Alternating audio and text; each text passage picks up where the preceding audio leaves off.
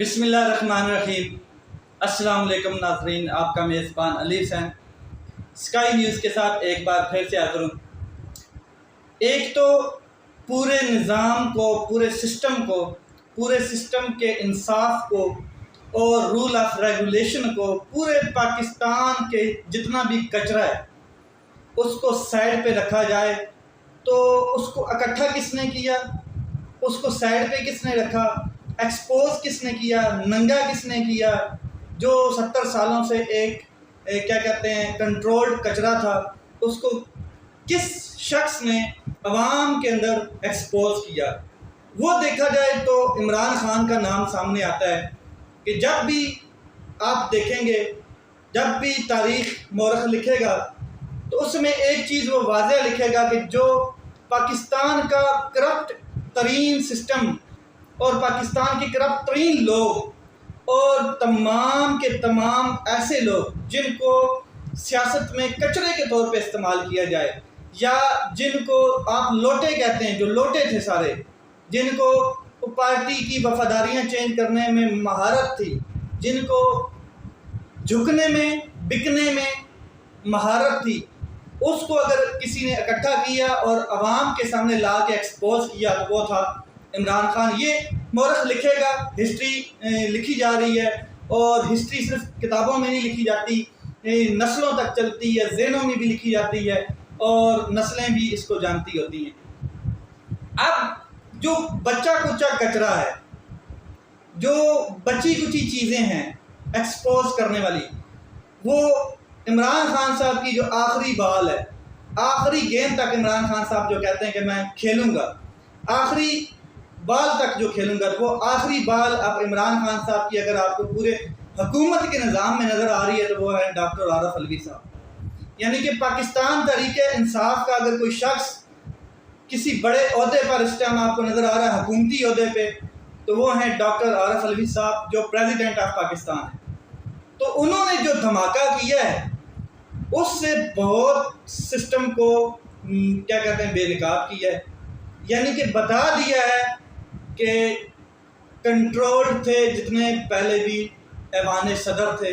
اور ان کے ایوان صدر کے اندر صدر کی بات نہیں سنی جاتی تھی، بلکہ اپنے لوگ پلانٹ کیے ہوئے تھے جو صدر مملکت کے احکامات کو ڈینائی کرتے ہوئے، نہ مانتے ہوئے، اپنی مرضی کے لوگ پلانٹ کیے ہوئے تھے جو اپنے رولز اینڈ ریگولیشن بناتے رہتے تھے۔ یہ کل کے ٹویٹ سے بالکل واضح ہو گیا، اور صدر مملکت کا ٹویٹ تھوڑا سا ڈیلے ہوا ہے، اس میں تھوڑی سی ڈیلینگ ٹیکٹسز ہیں، وہ میں آپ کو اگر بتاؤں کیٹیگوریکل، تو وہ یہ ہے کہ جب یہ بریکنگ نیوز میڈیا مین سٹریم پہ چلی تو صدر مملکت نے اپنے عملے کو بلایا اور پوچھا یہ کیا سین ہے؟ تو انہوں نے کہا نہیں کہ میڈیا جھوٹ بولتا ہے۔ اس کے اوپر حامد میر صاحب نے بھی بڑا اپنی سٹیٹمنٹ جاری کی ہے، واضح ایکسپوز کیا ہے جو طاقتور لوگ ہیں ان کو۔ انہوں نے کہا ہے کہ صدر مملکت نے اپنے عملے سے بلایا ہے اور پوچھا ہے کہ جی میں نے تو کوئی سگنیچر نہیں کیے ان 2 بلوں کے اوپر، اور یہ میڈیا کیا کہہ رہا ہے؟ تو وہ جو عملہ تھا انہوں نے ٹال مٹول سے کام لیا اور انہوں نے کہا کہ جی یہ میڈیا جھوٹ بولتا ہے۔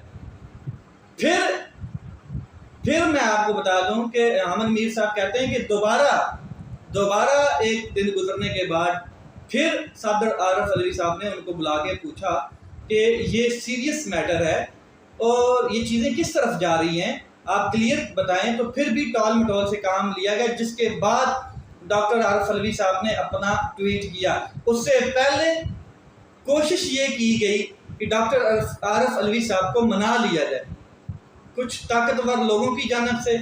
کچھ نیا جو انٹرم سیٹ اپ ہے اس کی جانب سے، وزارت قانون کی جانب سے، کیونکہ یہ وزارت قانون جو ہے اس نے یہ گزٹ نوٹیفیکیشن جاری کیا ہے ان 2 قوانین کا، اور یہ چیز جانتے ہوئے کہ ان 2 قوانین کو پاس کرنے کے لیے 2 الگ مراحل ہیں، اور 2 الگ مراحل سے یہ قوانین گزر کے تب پاس ہوتے ہیں، لیکن انہوں نے جو پہلا مرحلہ ہے اسی میں ان کو پاس کروایا ہے۔ اب یہ چیزیں ساری بیچ میں تھیں، اس وجہ سے ڈاکٹر عارف علوی صاحب تھوڑا سا ڈیلے کر گئے، لیکن وہ جھکے نہیں، بکے نہیں، اور اس ٹائم پاکستان تحریک انصاف ان کے ساتھ کھڑی ہے۔ پاکستان تحریک انصاف نے واضح اعلان کیا کہ ہم اس پورے میٹر کو اٹھا کے سپریم کورٹ آف پاکستان میں جائیں گے۔ صدر مملکت جو ہیں وہ ان کی شخصیت بارہا سب کے سامنے کس طریقے سے وہ بات کرتے ہیں، اور انہوں نے اپنے عہدے کا حق ادا کیا ہے، اور انہوں نے بتایا ہے کہ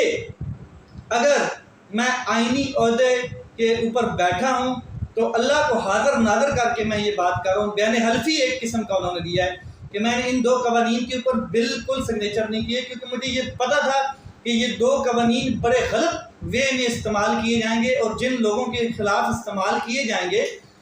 ان بیچاروں کو پتہ ہی نہیں ہوگا کہ ہماری غلطی کیا ہے۔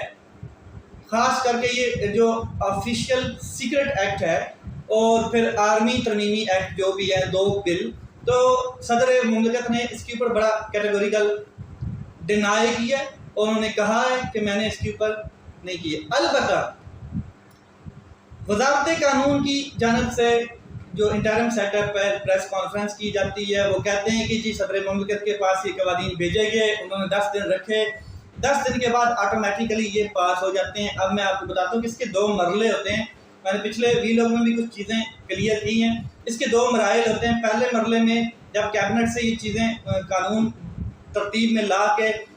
قومی اسمبلی میں پیش کیا جاتا ہے، وہاں پہ بحث ہوتی ہے، وہاں سے میجورٹی کے ساتھ پاس ہوتا ہے، تو سینٹ میں آتا ہے، وہاں پہ بحث ہوتی ہے، پھر میجورٹی کے ساتھ پاس ہوتا ہے، پھر جا کے ایوان صدر میں جاتا ہے۔ اگر وہاں پہ کوئی اعتراضات ہوں تو نوٹیفیکیشن جاری کیا جاتا ہے، اور ساتھ اس کو ریٹرن کیا جاتا ہے دوبارہ فلور آف دی ہاؤس۔ ٹھیک ہے،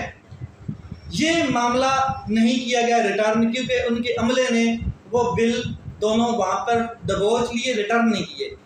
اس کی وجہ سے دوسرا مرحلہ یہ ہے کہ دوسرے مرحلے میں اگر دوبارہ اعتراضات دور کر کے دوبارہ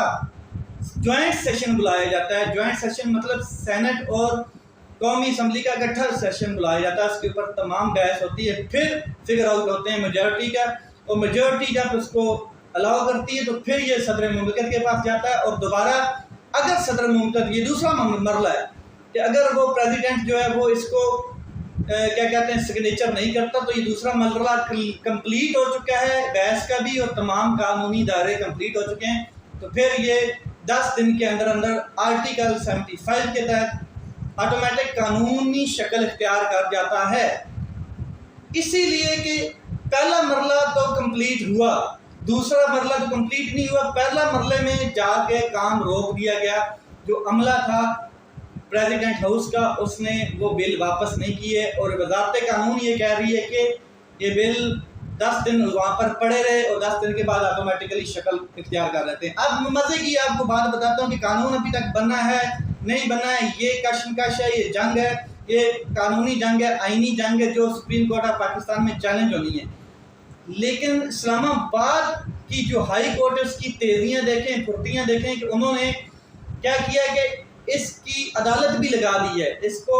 کیا کہتے ہیں کورٹ بھی بنا دی گئی ہے۔ ابوالاسناد صاحب آج جسٹس ہیں، وہ اس کی پہلی پیشی، اس کی پہلی سماعت کر چکے ہیں، جس میں جو لوگ سیکرٹ ایکٹ کے آفیشیل سیکرٹ ایکٹ کے تحت گرفتاریاں کی گئی ہیں، مثلا اسد عمر صاحب ہو گئے، شاہ محمود قریشی صاحب، آج شاہ محمود قریشی صاحب کو وہاں پر پیش کیا گیا اسی عدالت میں، اسی سیکرٹ ایکٹ کے ذریعے وہی جو قانون بنا ہے، اور شاہ محمود قریشی صاحب کو ریمانڈ لیا گیا 4 دن کا، جوڈیشل کیا کہتے ہیں اس کو، جسمانی ریمانڈ جسے ہم کہتے ہیں، وہ لیا گیا اور اسی عدالت نے دے دیا۔ یعنی کہ آپ تیزیاں دیکھیں، ایک طرف یہ معاملہ حل نہیں ہوا ہے کہ یہ کس نے کیا ہے، کس وجہ سے ہوا ہے، کیا یہ سچ بھی ہے، جھوٹ بھی ہے، یا مطلب کہ سپریم کورٹ اس کے اوپر کوئی آئینی فیصلہ دے، مگر دوسری جانب اسلام آباد ہائی کورٹ نے اس کے اوپر کورٹ بنا کے اس کے اوپر سماعت شروع کر دی ہے۔ یہ ہے سپیڈ۔ پوری دنیا اس ٹائم دیکھ رہی ہے پاکستان کے آئینی بحران کو، اور آئینی بحران دن بدن جنم لیتا جا رہا ہے۔ اب معاملہ یہ ہے کہ جو ایسے لوگ ہیں جو پی ڈی ایم کے ہو گئے، جو مسلم لیگ نون، پیپل پارٹی، خیر اب یہ پی ڈی ایم تو رہی نہیں ہے، تو یہ لوگ کوشش کر رہے ہیں کہ پریشرائز کیا جائے، اور طاقتور بھی کوشش کرے گا کہ پریشرائز کیا جائے ڈاکٹر عارف علوی صاحب کو کہ ریزائن کر جائیں. لیکن ڈاکٹر عارف علوی صاحب جو ہیں وہ ڈٹ گئے ہیں، ایماندار انسان ہیں. جو ایک بار بہادر ہوتا ہے وہ ہمیشہ کے لیے بہادر ہوتا ہے، جو ایک بار بزدل ہوتا ہے وہ ہمیشہ کے لیے بزدل ہوتا ہے. بہادر بہادر ہی رہتا ہے، بزدل بزدل ہوتا ہے، درمیان کا کوئی رستہ نہیں ہوتا ہے. ٹھیک ہو گیا، یا سچ ہوتا ہے یا جھوٹ ہوتا ہے، یا حق ہوتا ہے یا باطل ہوتا ہے. نیوٹرل کوئی چیز نہیں ہوتی کہ ہاں جی حق بھی ٹھیک ہے اور باطل بھی ٹھیک ہے، ایسا کچھ نہیں ہوتا ہے. تو صدر عارف علوی صاحب جو ہیں وہ ڈٹ گئے ہیں. انہوں نے کہا ہے کہ میں آئینی جنگ لڑوں گا، سپریم کورٹ میں جاؤں گا، اور سپریم کورٹ میں اس کے اوپر تمام جو چیزیں ہیں کیٹیگوریکل، وہ نوٹیفیکیشن بھی جو جاری کیا گیا قانون کی جانب سے، وزارت قانون کی جانب سے، وہ بھی لایا جائے گا، اور ساری چیزیں کھل کے سامنے آئیں گی. البتہ ایک چیز پوری قوم کو کھل کے سامنے آ گئی، کم از کم 2 کروڑ لوگوں نے ڈاکٹر عارف علوی صاحب کا وہ ٹویٹ دیکھا ہے، جس میں انگلش بھی تھی اور اردو میں، دونوں بار انہوں نے بتایا تھا کہ انہوں نے بین حلفی ایک قسم کا وہ دیا ہے. اور اس سے ایک بات تو واضح ہو جاتی ہے کہ پاکستان کا نظام کس طریقے سے جکڑا گیا ہے، اور کس طریقے سے پاکستان کا جو سپریم کمانڈر فورسز کا جو پریزیڈنٹ ہے، یا پاکستان کا پریزیڈنٹ ہے، بڑا عہدہ ہے، اس کے دفتر میں بھی اس طرح کے حرکتیں ہوئی ہیں. اور اس کے ساتھ بھی مطلب کہ کیا کہتے ہیں غداری کی گئی ہے، اس کو بھی جھوٹ بولا گیا، اس کے ساتھ بھی ڈبل گیم کھیلی جا چکی ہے. پورا پاکستان اس چیز کو دیکھ رہا ہے. اس کے علاوہ دنیا بھی دیکھ رہی ہے، دنیا بھی یہ دیکھ رہی ہے کہ کس طریقے سے یہ ایکٹ کیا جا رہا ہے، صرف اور صرف اپنی قوت، اپنا دبدبہ، اپنا طاقتور جو نشہ ہے اس کو برقرار رکھنے کے لیے. اب ایک اور اسپیکولیشنز چل رہی ہیں کہ اگر صدر عارف علوی صاحب ریزائن نہیں کرتے تو شاید مارشل لاء کی جانب کوئی اسٹیپ اٹھیں گے. مارشل لاء ہی ہے پاکستان میں. آپ کو جمہوریت نظر آ رہی ہے کوئی جو پچھلے 16 مہینوں میں کوئی آپ کو ایسا کام نظر آیا جس میں عدل و انصاف کے ساتھ کام کیا گیا ہو؟ آئین ٹوٹا ہے اور توڑا گیا ہے، 2 بار توڑا گیا، 3 بار توڑا گیا، اور پھر توڑا بھی جائے گا. لیکن ابھی تک کوئی آئینی کام نہیں ہوا ہے جس کی وجہ سے آپ کہیں کہ پاکستان میں مارشل لاء نہیں ہے. البتہ پاکستان میں سویلین مارشل لاء آپ کے سامنے ہے. فوجی ڈکٹیٹرشپ آنے میں ٹائم نہیں لگے گی. لیٹس سی کیا ہوتا ہے، حالات کس طرف جاتے ہیں. اپنا خیال رکھیں، اپنے بھائی کے اس چینل کا خیال رکھیں. پاکستان زندہ باد.